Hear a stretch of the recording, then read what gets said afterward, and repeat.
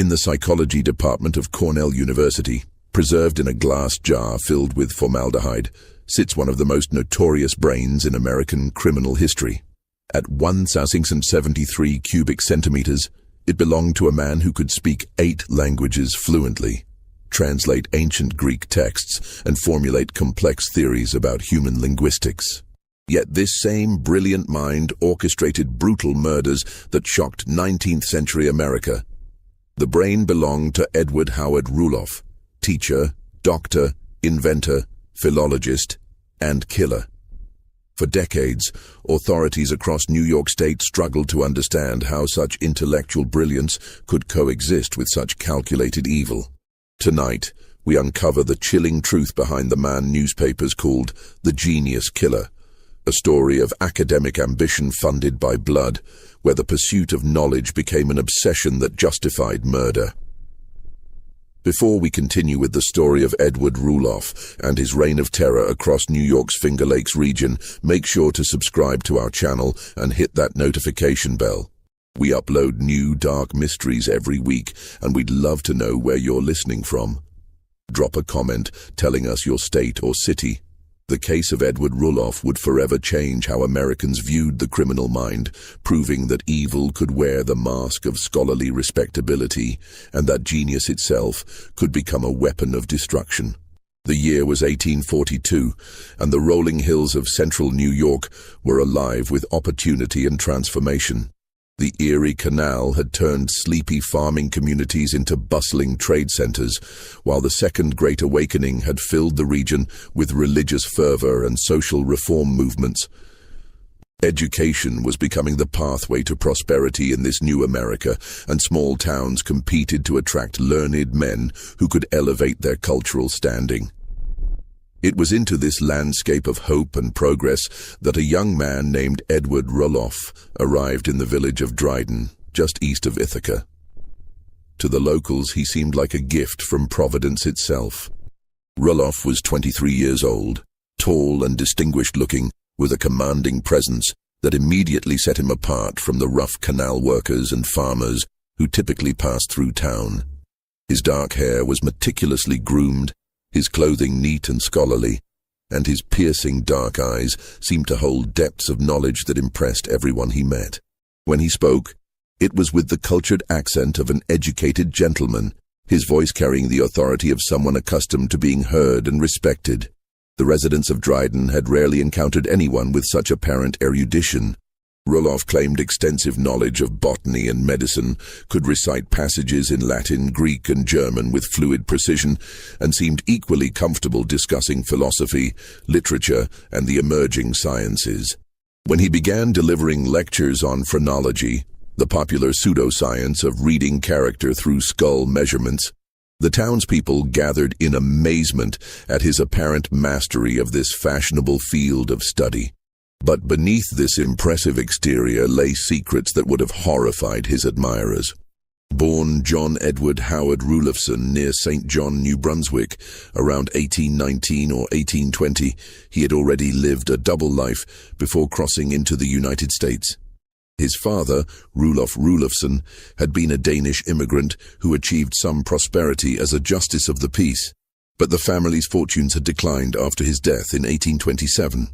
Young Edward had shown early promise as a scholar, devouring books with an insatiable hunger for knowledge that impressed his teachers and neighbors alike. However, his intellectual gifts had been corrupted by an early taste for crime. By the time he reached his teens, Edward had been caught in a series of suspicious fires at the dry goods store where he worked, arsons apparently designed to cover up inventory thefts. When he was observed wearing clothing that matched items reported stolen, he was convicted of embezzlement and sentenced to 2 years in prison. The experience should have been a wake-up call, but instead it became his criminal education, teaching him the value of careful planning and the importance of maintaining a respectable facade. After his release, he had crossed into the United States, abandoning his birth name for the more distinguished Edward Rulloff. The change was more than cosmetic. It represented his transformation from common criminal to something far more dangerous, a predator who could blend seamlessly into respectable society. His years of imprisonment had given him time to study and plan, emerging with a sophisticated understanding of how to manipulate others through displays of learning and charm. In Dryden, Rulloff quickly established himself as an invaluable member of the community.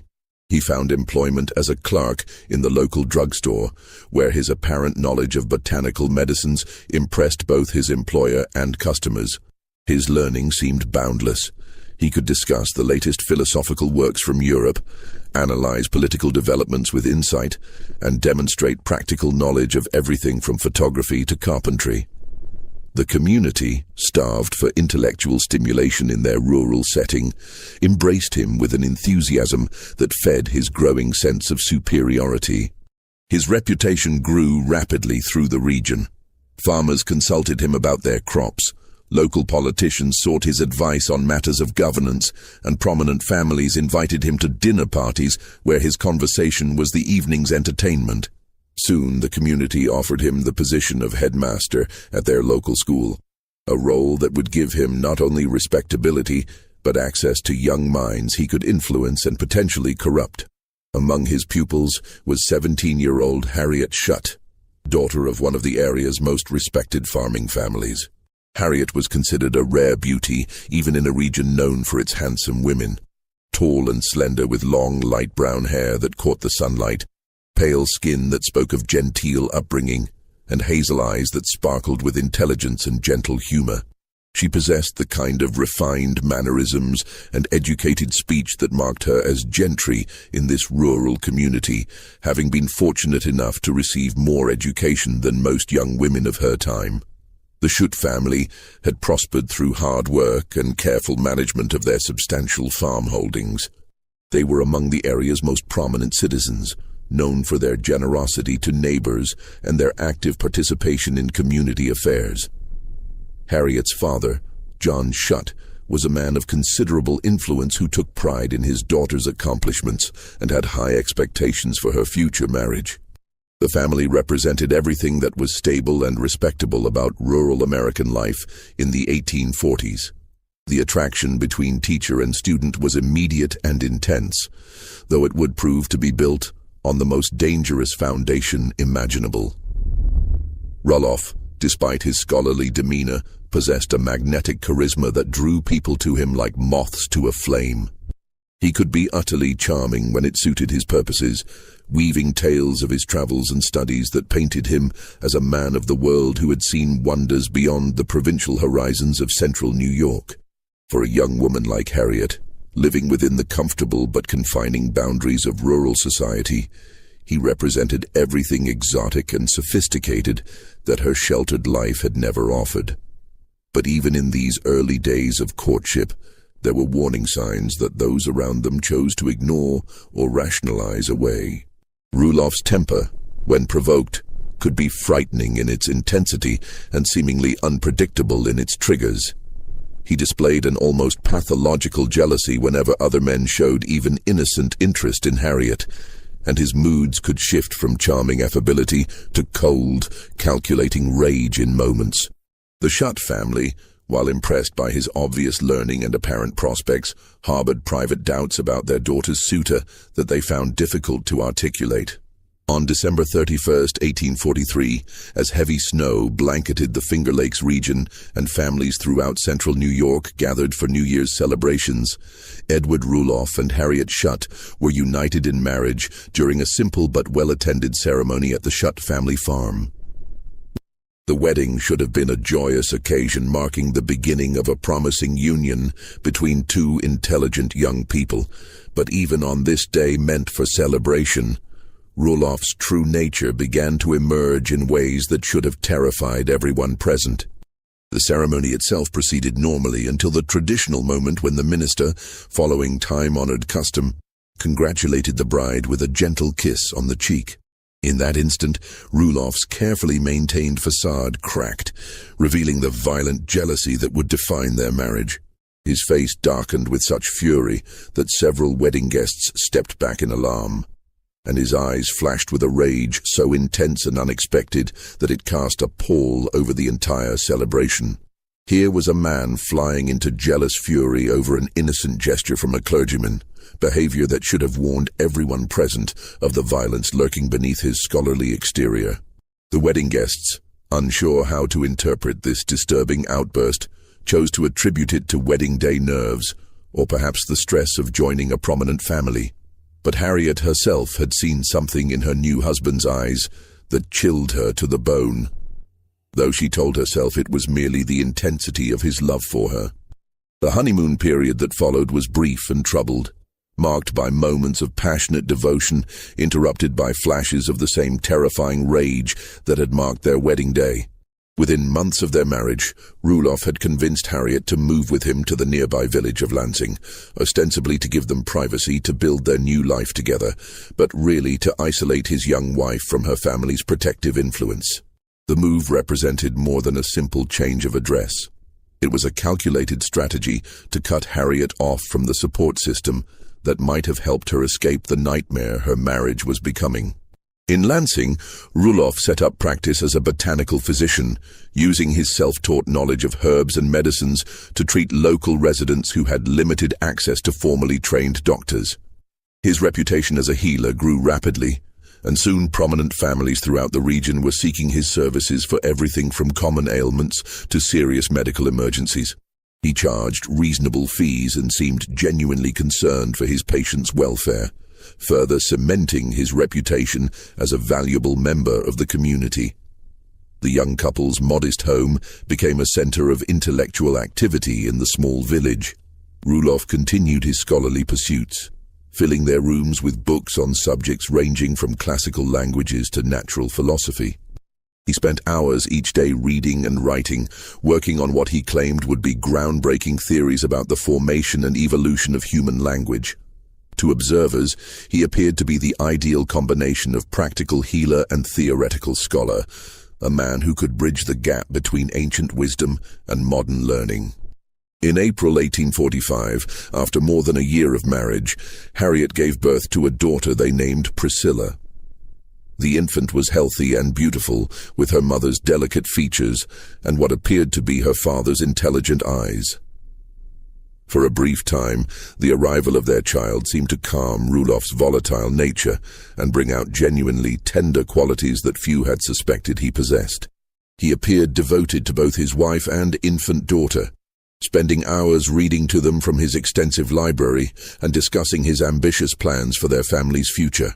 Rulloff spoke frequently of opportunities waiting for him in the growing territories of the American West, particularly Ohio, where he claimed to have been offered a position as a college professor.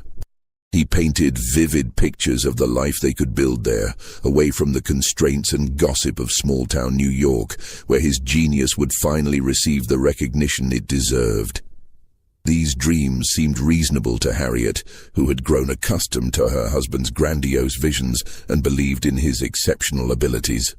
But the domestic tranquility was shattered by the continued presence in their lives of Dr. Henry Bull, Rulloff's business partner, and Harriet's cousin.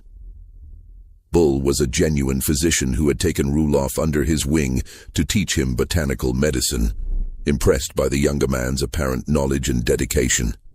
He was also a member of the extended Schutt family network, maintaining the kind of easy, affectionate relationships with his female relatives that was common in close-knit rural communities. Bull's friendly demeanor and family connections, which should have been natural and unremarkable, became the source of Rulloff's growing paranoia and rage.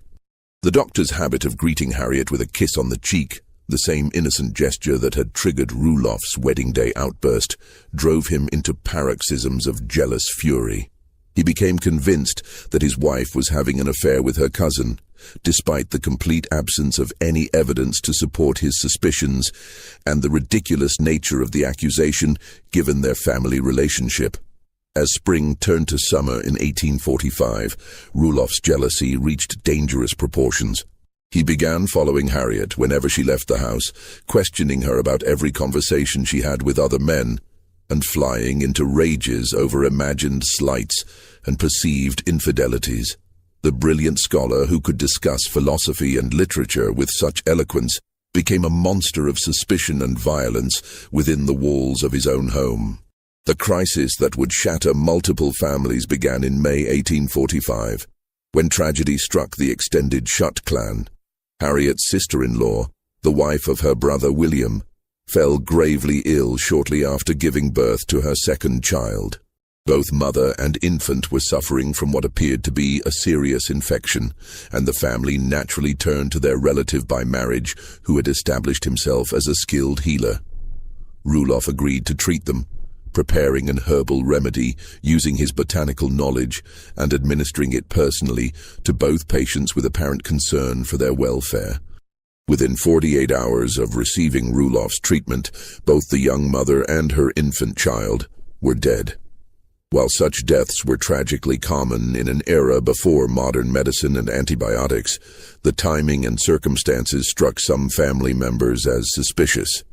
Rulloff showed no grief at their passing, instead making ominous comments to his mother-in-law about who might go next.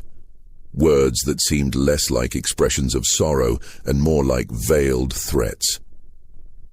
The deaths created an immediate and irreparable rift between Rulloff and the Shutt family.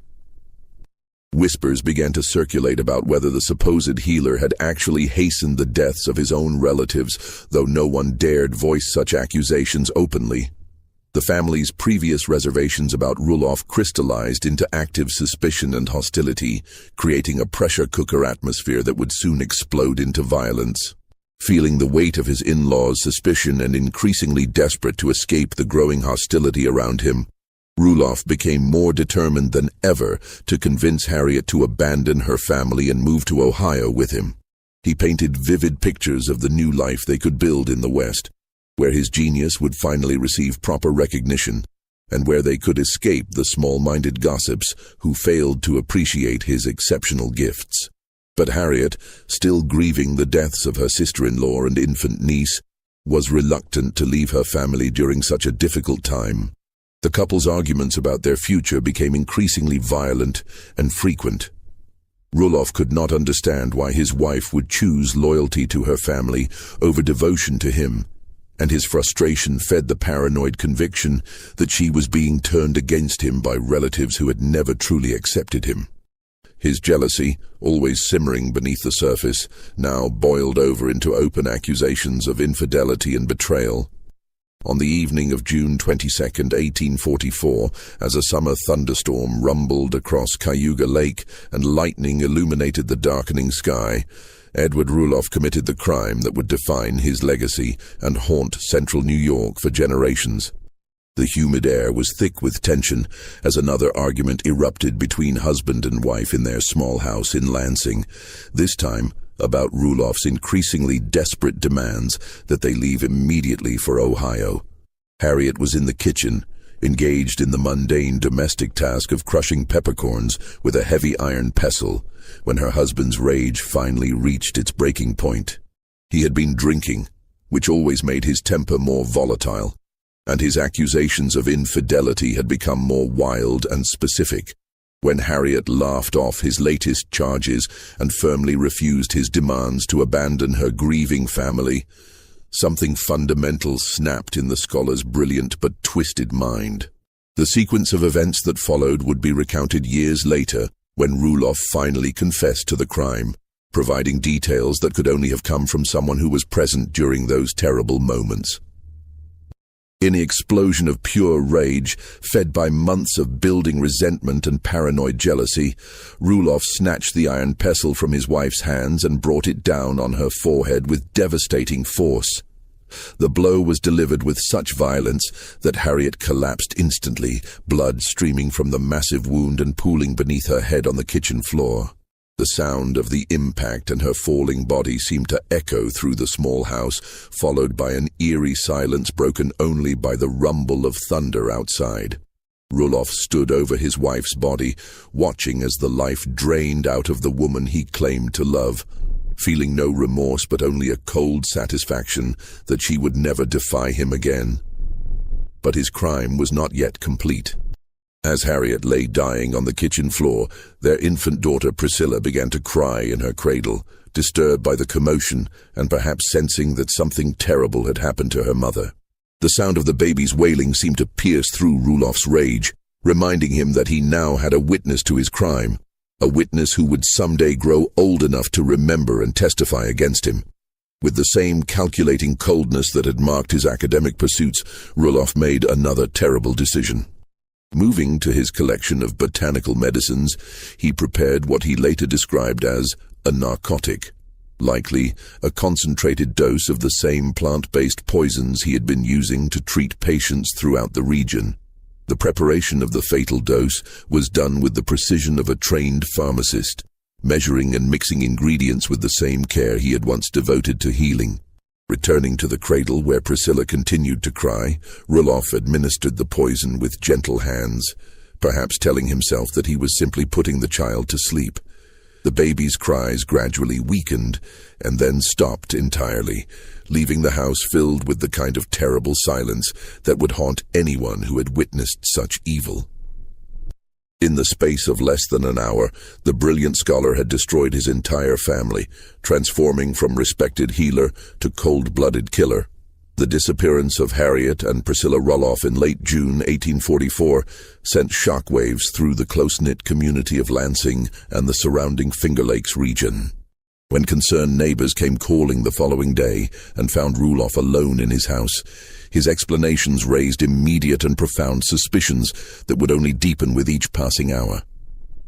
The scene inside the Rulloff home told a story that contradicted every explanation their host offered. The house bore all the signs of hasty abandonment. Beds left unmade with sheets twisted and thrown aside, dirty dishes scattered across the kitchen table where they had apparently been left mid-meal, and personal belongings scattered haphazardly throughout the rooms. Most tellingly, Harriet's cherished traveling basket, which she never went anywhere without, still sat prominently on her bureau alongside her jewelry and other precious possessions. Rulloff's attempts to explain his family's absence only deepened the growing mystery and suspicion. His stories changed with each telling, as if he were improvising details as he went along. Initially, he claimed that Harriet and Priscilla had gone to visit relatives in a cottage between Cayuga and Seneca Lakes. But when pressed for specifics, he couldn't provide exact locations or expected return dates. When this story failed to satisfy questioners, he switched to claiming they were visiting family in Erie, Pennsylvania, and finally settled on an elaborate tale about their relocation to Madison, Ohio. Each new version of events raised more questions than it answered. Why would Harriet leave without her traveling basket and personal effects? How could she have departed without telling her close-knit family where she was going? What circumstances would have motivated such a sudden and secretive departure? The more Rulloff talked, the less believable his stories became, and the more convinced his listeners grew that something terrible had happened to his wife and child. When confronted directly about these inconsistencies, Rulloff offered to write a letter to his wife, asking her to contact her family and dispel what he characterized as malicious rumors circulating about their welfare. The letter was duly written in his precise scholarly hand, with flowery language expressing concern for her family's worries and requesting immediate communication to set their minds at ease. But days turned to weeks, and no response ever came, a silence that spoke louder than any words could have. For 6 agonizing weeks, Rulloff maintained his increasingly desperate charade, playing the role of the concerned husband whose family was simply traveling for reasons he couldn't fully explain. He continued his practice as a botanical physician, treating patients with the same apparent skill and compassion that had made his reputation, all while knowing that the bodies of his victims lay hidden beneath the dark waters of Cayuga Lake. But the community's suspicions grew stronger and more focused with each passing day. The Schutt family, led by Harriet's protective brothers William and Ephraim, refused to accept Rulloff's evolving explanations. They knew their sister's character intimately, her deep devotion to family, her responsible nature, and her habit of maintaining regular correspondence with relatives. Her sudden disappearance without word was completely inconsistent with everything they knew about her personality and values. The family's investigation took on the character of a determined manhunt, with William and Ephraim Schutt questioning neighbors, searching the surrounding countryside and applying increasing pressure on their brother-in-law to provide satisfactory answers. Their efforts were complicated by Rulloff's continued presence in the community and his ability to maintain his facade of respectability. But their persistence began to yield disturbing information about his behavior in the days immediately following the disappearance. Several neighbors came forward to report seeing Rulloff on the morning after his family's supposed departure, loading mysterious bundles and what appeared to be a large, heavy chest into a wagon borrowed from the Anderson family. Witnesses described his demeanor as nervous and furtive, completely unlike his usual confident bearing. Most significantly, multiple people reported seeing him driving the loaded wagon toward Cayuga Lake in the early morning hours, taking a route that led away from any of the destinations he had claimed his family had traveled to. When the pressure of investigation and community suspicion became too great, Rulloff suddenly vanished from Lansing, claiming he was going to rejoin his family in Ohio and bring them back to silence the unfair accusations being made against him. His departure in the middle of the night, without settling his affairs or providing any forwarding address, only confirmed the community's worst suspicions about his guilt. But Ephraim Schutt was not content to let his sister's suspected killer escape justice through flight.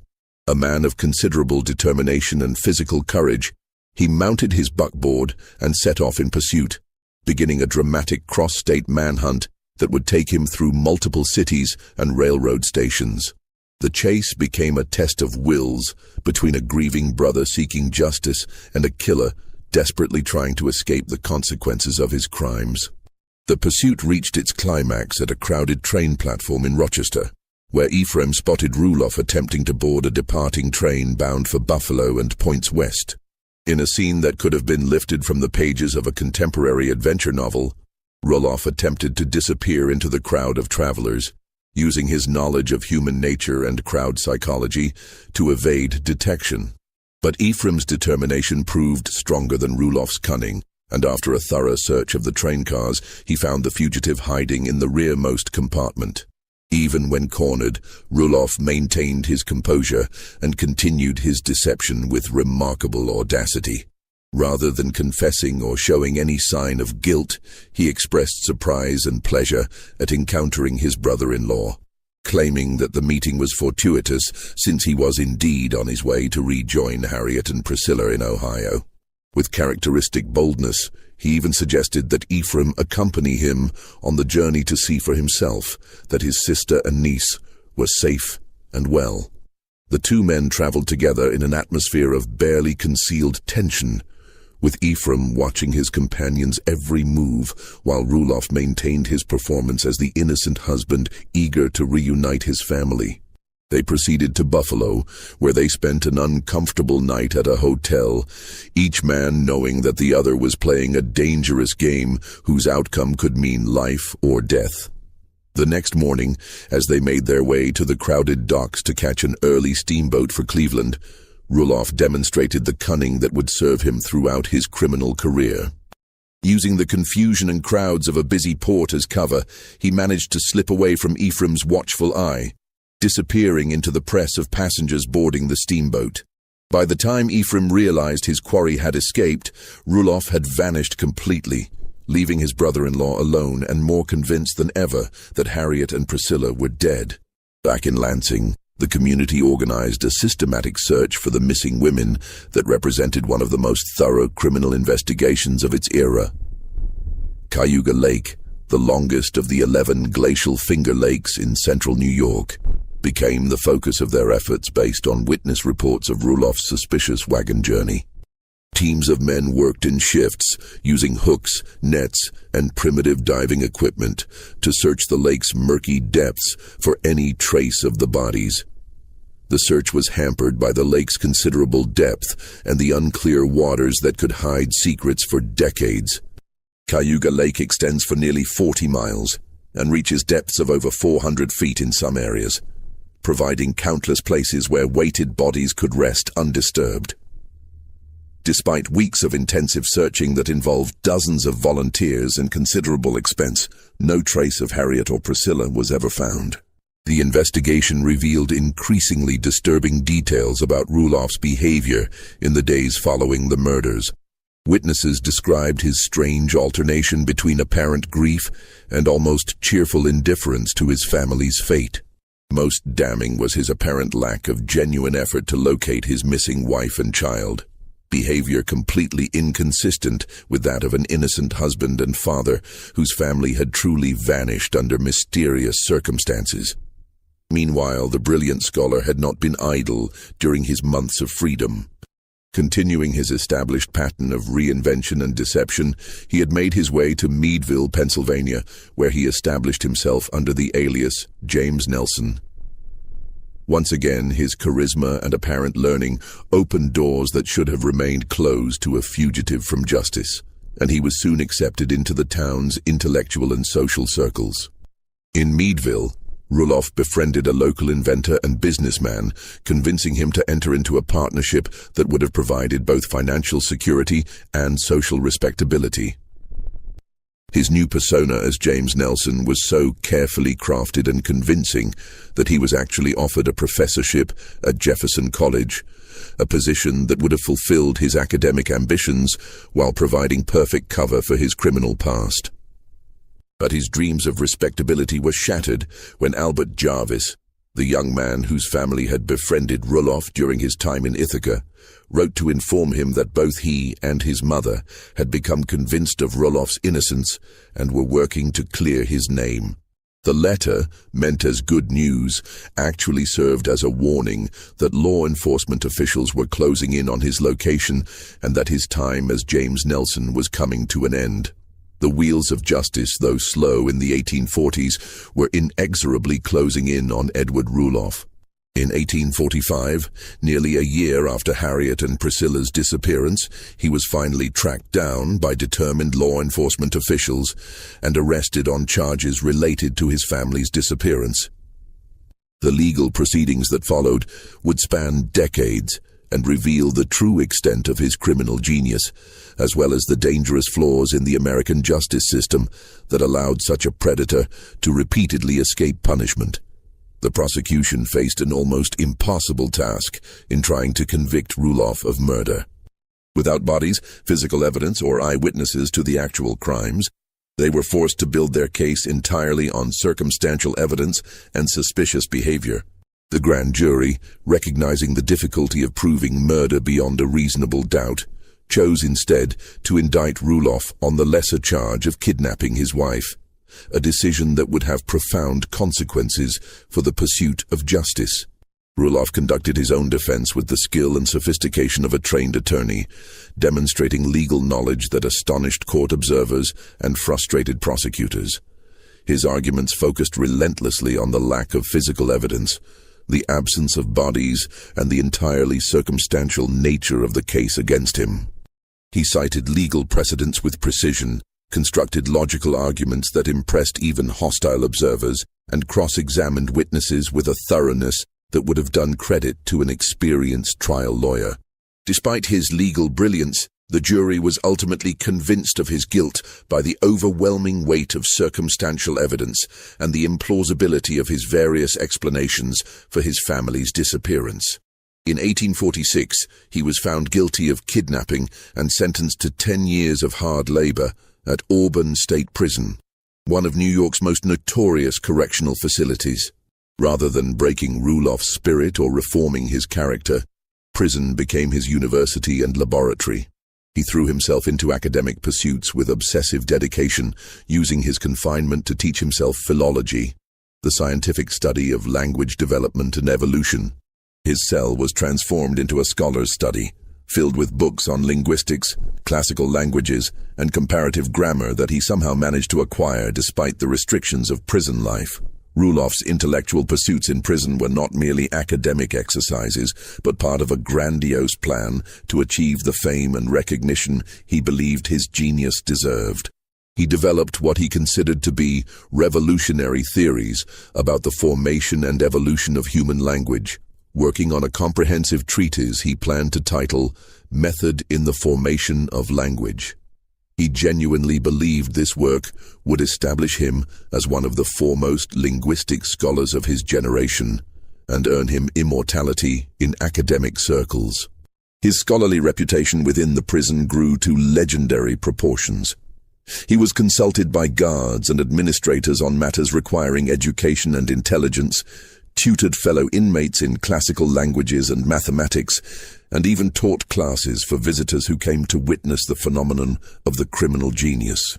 His cell became a destination for curious intellectuals and reformers who were fascinated by the paradox of such learning existing within a convicted criminal. Among those most influenced by Rulloff's apparent reformation and scholarly achievements was Albert Jarvis, the teenage son of the Ithaca undersheriff.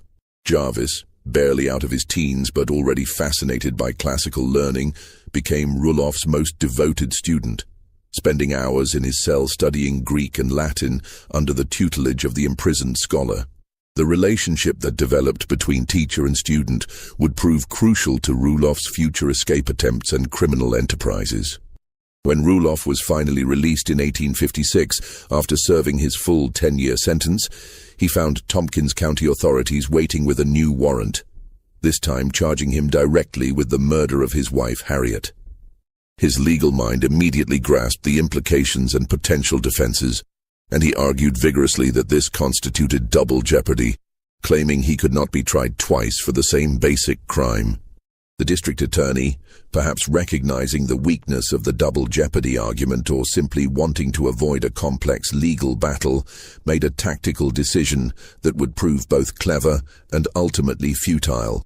Rather than pursuing the charge for Harriet's murder, he dropped that case entirely and instead filed new charges for the murder of infant Priscilla, a separate crime that would not be covered by double jeopardy protections. The second trial carefully moved to the nearby town of Owego to ensure an impartial jury that had not been influenced by local publicity, again resulted in a conviction and a sentence of death. But Rulloff's legal education during his imprisonment had not been wasted, and his defense team mounted a sophisticated appeal, arguing that murder could not be proven in the absence of a corpse, a legal principle known as the corpus delicti rule. As his case worked its way through the higher courts, generating considerable legal precedent and scholarly discussion, Rulloff prepared for his most audacious escape yet. In 1858, while confined in the Ithaca jail awaiting the outcome of his appeal, he vanished under circumstances that strongly suggested inside assistance from someone with detailed knowledge of the facility's security procedures. The most likely explanation for his escape was that Albert Jarvis, now working for his father the undersheriff and still devoted to his former teacher, had helped orchestrate the breakout. Rulloff had always possessed an uncanny ability to inspire loyalty and devotion in those around him, convincing them of his innocence through sheer force of personality and intellectual charisma. Free once again, and now a fugitive from a death sentence, Rulloff embarked on the most productive and dangerous phase of his criminal career. He traveled extensively throughout the Northeast and Midwest, always staying one step ahead of law enforcement while continuing both his scholarly work and his criminal enterprises. His wanted posters described him as extremely dangerous and likely to be armed, but they could not capture the true nature of his threat.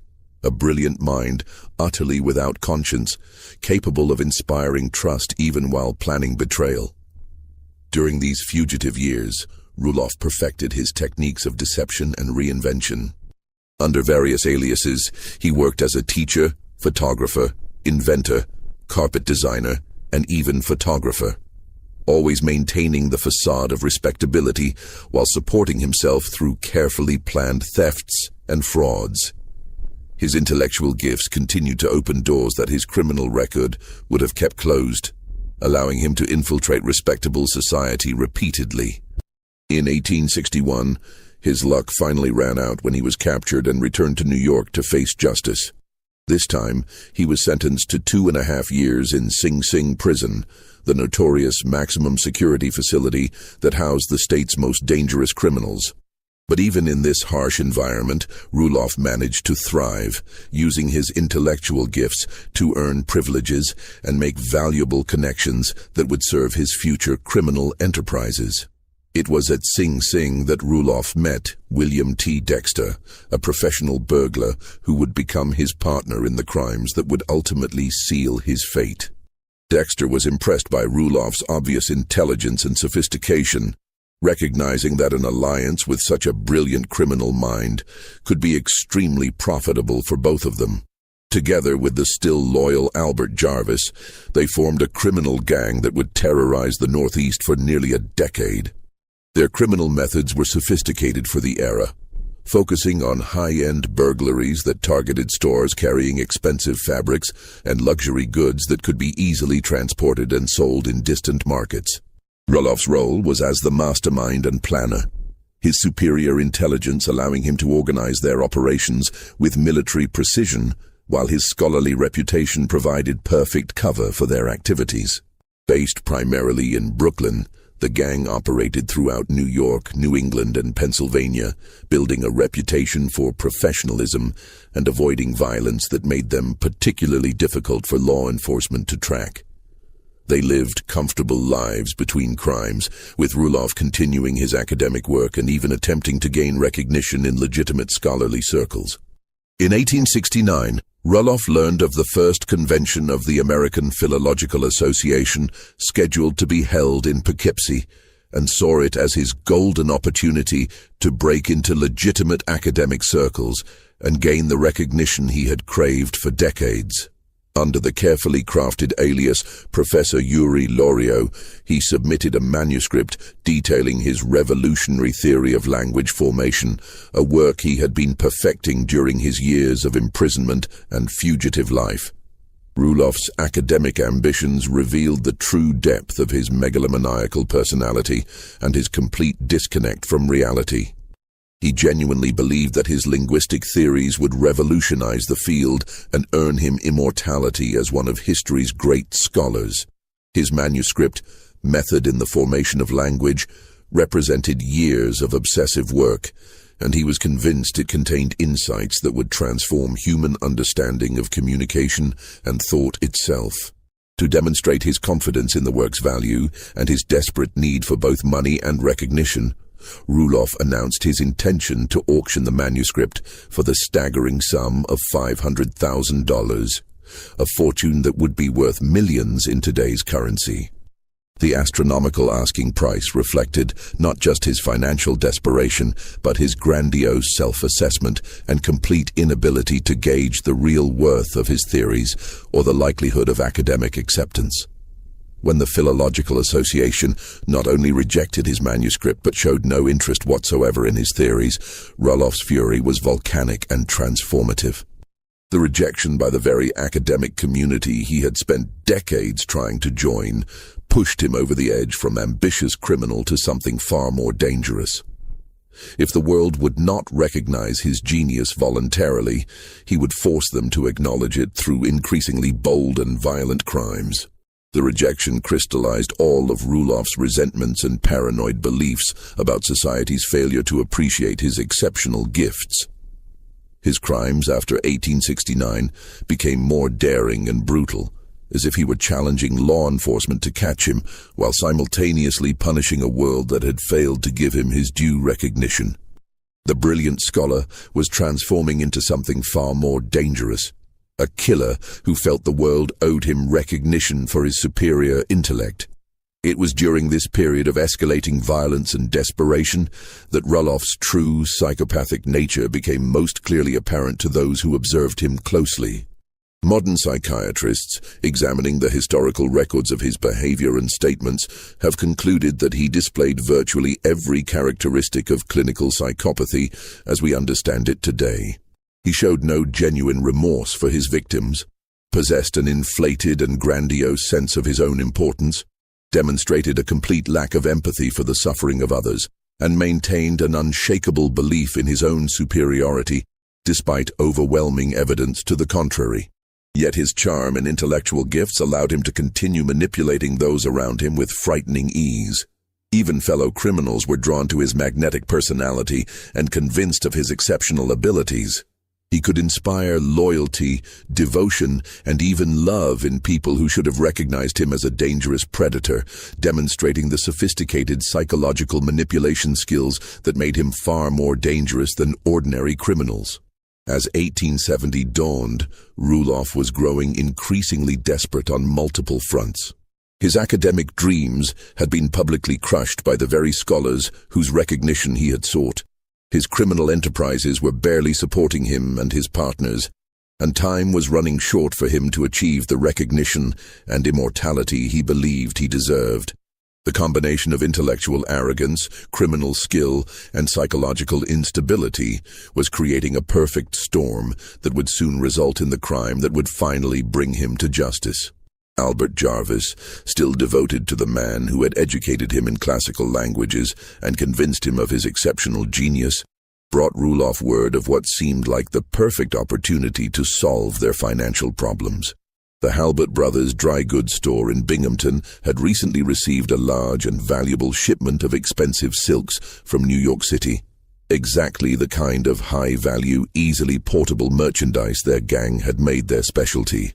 The store's location near the Chenango River provided multiple escape routes, and the presence of only 2 young clerks as night security made it seem like an ideal target for their sophisticated criminal operation.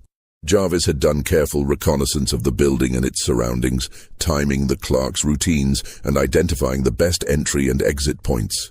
Everything seemed perfectly planned for what they expected would be their most profitable score yet. But criminal genius, as events would soon prove, was not the same as academic brilliance, and Rulloff's intellectual arrogance would finally lead him to make the mistakes that had eluded him for so many years. The early morning hours of August 17, 1870, were humid and oppressively still as 3 shadowy figures approached the Halbert brothers' dry goods store in Binghamton with the confidence of experienced professionals executing a well-rehearsed plan. Edward Rulloff, Albert Jarvis, and William Dexter had spent days studying the building's layout, the habits of the 2 young clerks who lived above the store, and the best routes for both entry and escape. Frederick Merrick and Gilbert Burroughs were typical of their era's shop clerks, young men from working-class families who lived above their place of employment both for convenience and security.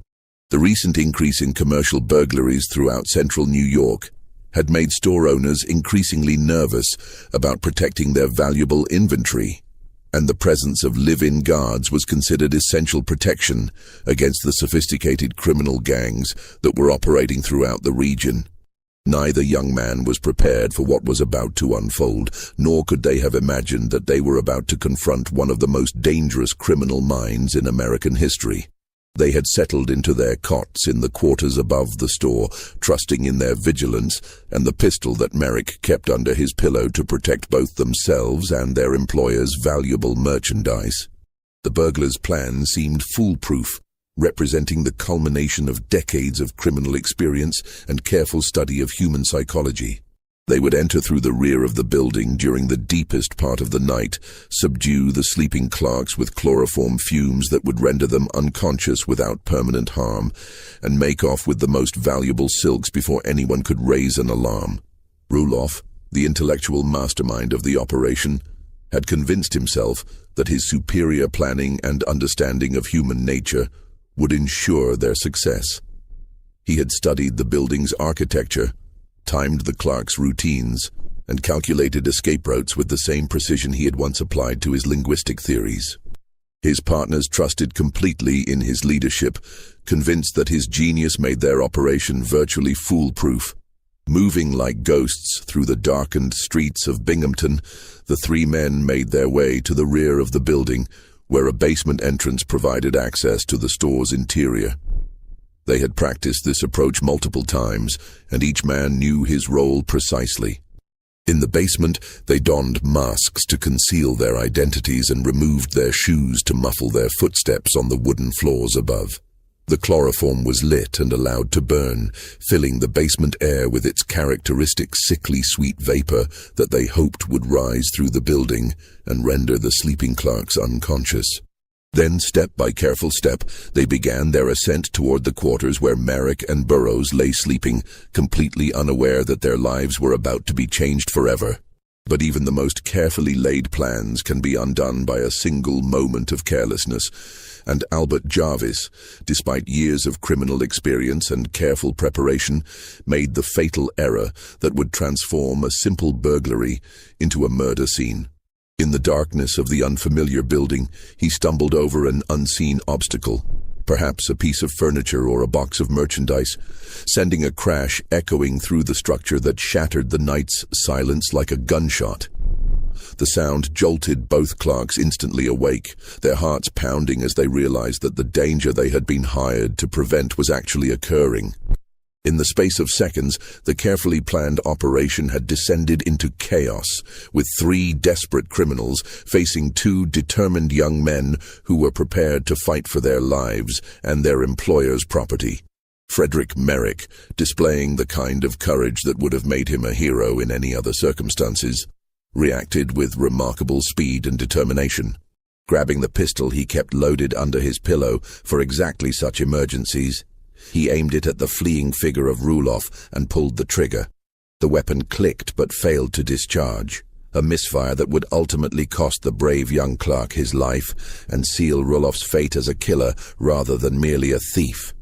Undeterred by his weapon's failure, Merrick seized a heavy wooden stool and hurled it at the intruders with considerable force, demonstrating the kind of fighting spirit that marked him as someone who would not surrender easily. Meanwhile, Gilbert Burroughs had thrown himself at William Dexter, and the 2 men crashed into furniture and walls as they fought desperately in the darkened room, with Burroughs managing to land several solid blows on his opponent. When Merrick rushed to help his colleague, the tide of battle seemed to be turning in favor of the defenders, and for a moment it appeared that the 2 brave clerks might actually succeed in capturing or driving off their attackers. But it was then that Edward Rulloff made the decision that would finally bring his decades-long criminal career to an end and transform him from master thief to cold-blooded killer. Drawing the pistol he carried for exactly such emergencies, Rulloff fired a warning shot into the air, hoping to intimidate the clerks into submission without actually harming them. But the brave young men refused to yield to threats, and Merrick threw himself at Jarvis with such fury and determination that Rulloff felt compelled to fire a second warning shot into the ceiling. When Merrick still would not desist, continuing his attack on Jarvis with the desperate courage of a man fighting for his life and livelihood, Rulloff's patience and self-control finally snapped completely. In a moment that would haunt him for the remaining months of his life, he pointed his weapon directly at the young clerk's head and pulled the trigger without hesitation or remorse. The bullet struck Frederick Merrick instantly, killing him where he stood and spattering his blood across the walls of the room where he had lived and worked. The brilliant scholar who could recite ancient poetry in a dozen languages, who had spent years developing theories about human communication and the evolution of language, had just committed the most primal act of violence possible, taking another human life in cold blood. The sound of the fatal gunshot seemed to freeze time for a moment, as if the universe itself was recoiling from the evil that had just been committed. Then Gilbert Burroughs, realizing that his colleague was dead and that he was now facing 3 desperate killers who had nothing left to lose, made the wise decision to flee and raise the alarm rather than continue a fight he could not win. Racing through the building and bursting onto the street, Burroughs began screaming for help at the top of his lungs, alerting the entire neighborhood to the tragedy that had just unfolded. His cries shattered the night air and brought people running from nearby buildings, including law enforcement officers who immediately began organizing a manhunt for the killers. The 3 criminals fled the scene in panic, racing toward the Chenango River, where they believed they could make good their escape under cover of darkness. But fear and desperation had clouded their judgment, and the confidence that had marked their approach to the crime had evaporated in the face of their transformation from burglars to murderers. Albert Jarvis, perhaps influenced by his scholarly mentor's overconfidence or simply desperate to escape the scene of their crime, assured his companions that the river was shallow enough to wade across safely. It was a fatal miscalculation that would cost 2 lives and seal Rulloff's fate as surely as if he had signed his own death warrant. As the 3 men plunged into the dark waters of the Chenango, the true depth and power of the river became immediately apparent. Jarvis, wounded in the struggle with the Clarks and weakened by blood loss, was quickly overwhelmed by the current and swept away into the darkness. Dexter, who had never learned to swim despite years of criminal activity near various bodies of water, followed his partner into the depths, his cries for help swallowed by the rushing water. Only Edward Rulloff, the mastermind whose brilliant planning had led them to this disaster, managed to struggle to the far shore, gasping and exhausted but alive. As he dragged himself onto the riverbank, he could hear the sounds of the growing manhunt behind him. Dogs barking, men shouting, and the organized chaos of a community mobilizing to capture the killers who had just murdered one of their own. Rulloff's attempt to escape Binghamton on foot proved equally disastrous, demonstrating that even his superior intellect could not overcome the consequences of his crimes. At the railroad station, when police officers asked him to identify himself as part of their systematic search for suspects, he made the crucial mistake of running rather than attempting to talk his way out of the situation, behavior that immediately marked him as a fugitive and sealed his capture. His apprehension in a nearby farm's outhouse was almost anticlimactic for a man who had eluded justice for so many years through wit and charm. The brilliant criminal who had manipulated judges, juries, and law enforcement officials for decades was finally brought down by his own panic and the simple persistence of local police work. Even in custody, Rulloff attempted to maintain his lifelong pattern of deception and manipulation, first claiming to be Charles Augustus and then George Williams when pressed for identification. But his past had finally caught up with him in the person of Judge Ransom Balcom, a local official who had followed the notorious case for years and immediately recognized the infamous fugitive despite his attempts at disguise.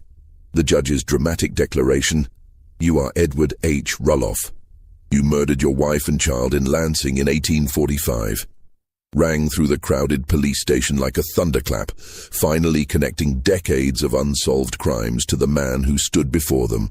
His additional warning to the authorities: "This man understands his rights better than you do and will defend them to the last," proved prophetic as Rulloff immediately began the legal maneuvering that would mark his final trial. The physical evidence linking Rulloff to the Halbert store murder was overwhelming and undeniable. He had fled the scene without his shoes, and the left shoe found at the crime scene was unmistakably his, stuffed with pieces of cloth to accommodate the missing big toe he had lost to frostbite years earlier. The distinctive modification made the shoe as identifying as a fingerprint, providing proof that even Rulloff's legal skills could not challenge.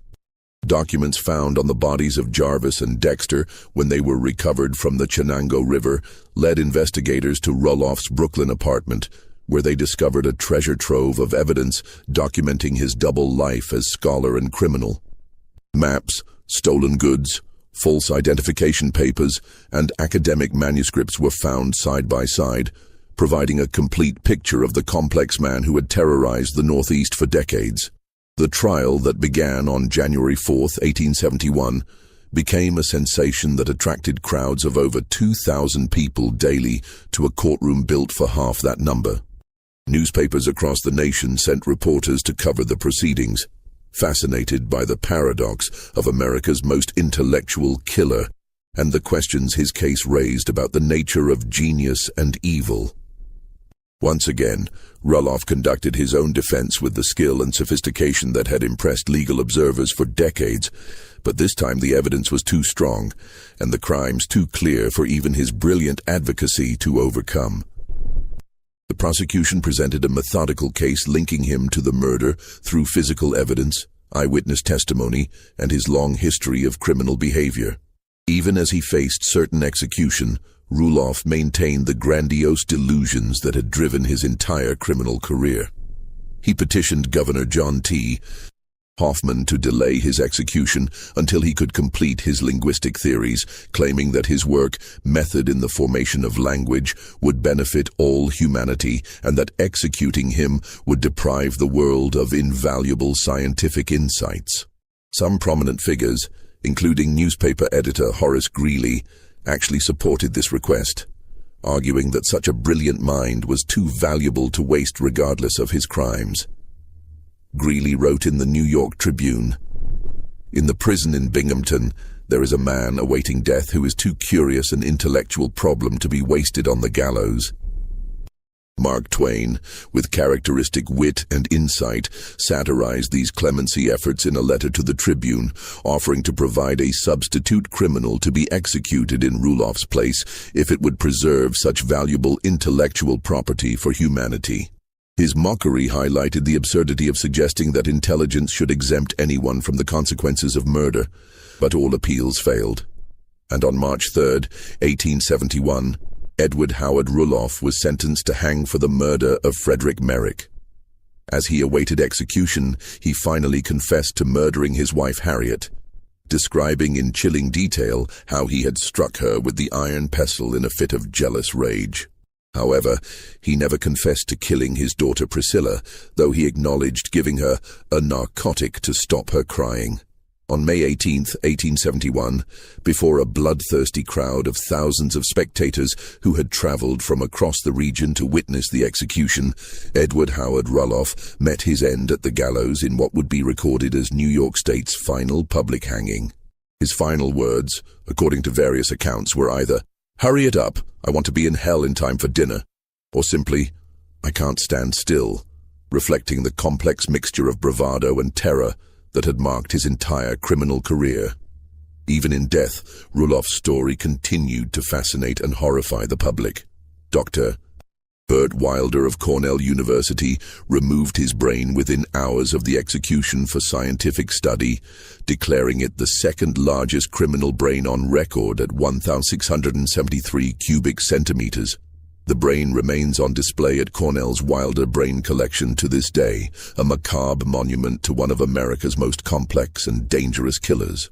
Rulloff's case forced 19th-century America to confront uncomfortable truths about the nature of intelligence, morality, and criminal behavior.